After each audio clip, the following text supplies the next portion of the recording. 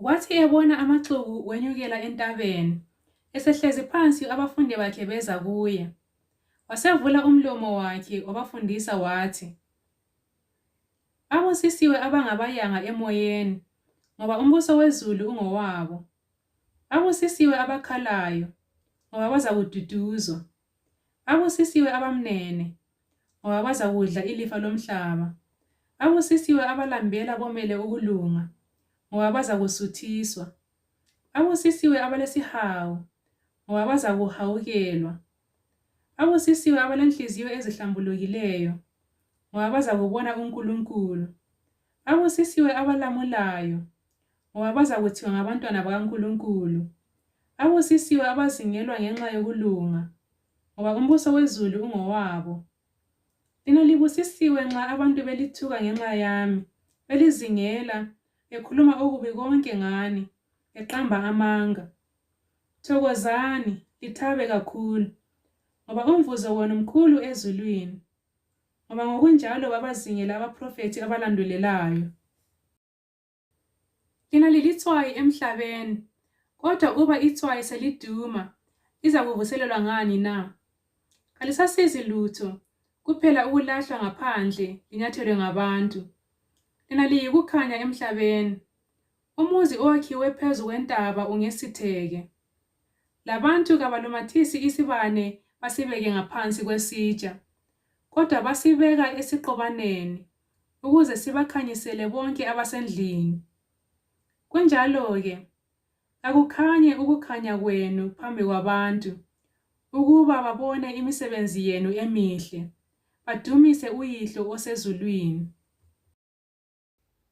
Lingathengise ukuchitha umlayo ingabe abaphrofethi. Angizanga ukuchitha, kodwa ngize ukugcwalisa.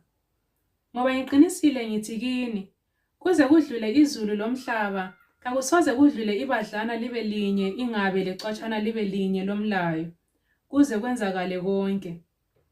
Ngakho owaphula owodwa kulemilayo emincinyane, afundise abantu njalo, uzakuthiwa ngomncinyane embusweni wezulu.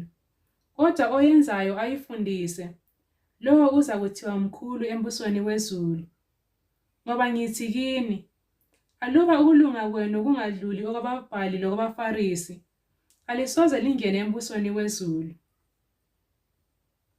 Lizwile ukuthi kwathiwa kwabasendulo, ungabulali. Yilowo lalowo obulalayo uzakuba lecala lokuthonisiswa. Kodwa mina ngithi kini, yilowo lalowo othukuthela umfowabo uzakuba lecala lokuthonisiswa. Lothuka umfowabo uzakuba lecala emphakathini.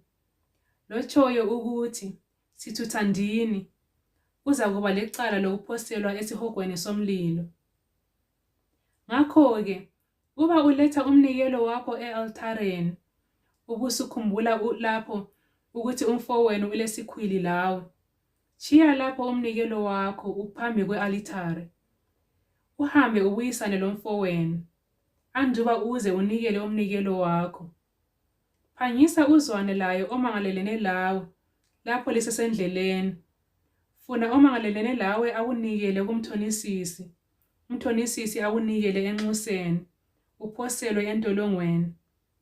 Ngiqinisile ngithi kuwe, kawusoze uphume khona uze ukhokhe indibilithi yokucina. Lizwile kwathiwa, ungafebi.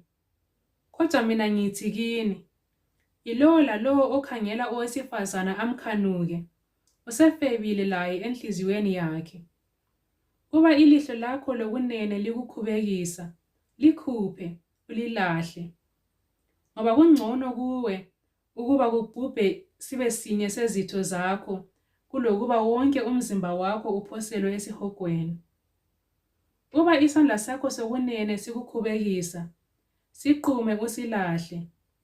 Ngoba kungcono kuwe ukuba kubhubhe sibe sinye sezitho zakho, kulokuba wonke umzimba wakho uphoselwe esihogweni. Kwathiwa, yilowo olahla umkakhe kamnike incwadi yesahlukaniso. Kodwa mina ngithi kini, yilowo lalowo olahla umkakhe kungengenxa yokufeba, umenza afebe. Lomthathayo olahliweyo uyafeba. Lizwile futhi kwathiwa kwabasendulo, ungafungi amanga, kodwa gcwalisa izifungo zakho eNkosini. Kodwa mina ngithi kini, ingafungi lakanye, loba izulu, ngoba liyisihlalo sobukhosi sikaNkulunkulu, loba umhlaba, ngoba uyisigcabha senyawo zakhe, loba iJerusalema, ngoba lingumuzi wenkosi enkulu. Ungafungi lekhanda lakho, ngoba ungelwenze unwele lalunye lube mhlophe ingabe lube mnyama. Ilizwi lenu kalibe ngelokuthi yebo loba atshi, okudlula lokho kuvela komubi. Lizwile kwathiwa, ilihlo lenanwa ngelihlo, lezinyo ngezinyo. Kodwa mina ngithi kini, lingamelani lokoniwa. Kodwa uba umuntu ekuwakala esihlathini sokunene, mphendulele lesinye. Uba umuntu ekumangalela ukuze akuthathele isigqoko sakho, nike lengubo. Lalowo okubamba ngamandla ukuba uhambe ikhilomitha libe linye, hamba laye amakhilomitha abe 2. Nike ocela kuwe, ungamfulatheli ofisa ukweboleka kuwe. Lizwile kwathiwa, wothanda umakhelwane wakho, uzonde isitha sakho. Kodwa mina ngithi kini, thandani izitha zenu, libakhulekele abalizingelayo, ukuba libe ngabantwana bakayihlo osezulwini, ngoba yena uyaliphumisela ilanga lakhe ababi labahle, alinisele izulu abalungileyo labangalunganga. Ngoba aluba lithanda labo abalithandayo, lilomvuzo bani na? Kabenzi njalo labathelisi na? Futhi uba libingelela abafowenu bodwa, lenzani okukhulu okudlula okwabanye na?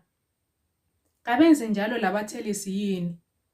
Ngakho lina wobani ngabapheleleyo, njengokuba uyihlo osezulwini ephelele.